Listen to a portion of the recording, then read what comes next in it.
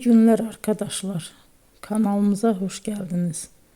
Bugün yine sizler için yepyeni videolarla karşınızdayım.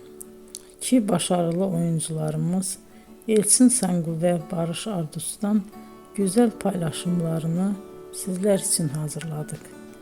Elçin Sangu, Sevdim Alabora, Yalancı ve Mumları, Kiralık Aşk, İyi Günde Kötü Günde bu dizilerde rol almış ve herkes tarafından çok beğenilmiştir. Biz de Elçin Sangu ve Barış Ardus'tan en güzel sempatik fotolarını sizler için hazırladık. Bu karelerin devamını istiyorsanızsa emeğe saygı olarak kanalımıza abone olup yorum yazmayı unutmayın arkadaşlar. Teşekkür ederim.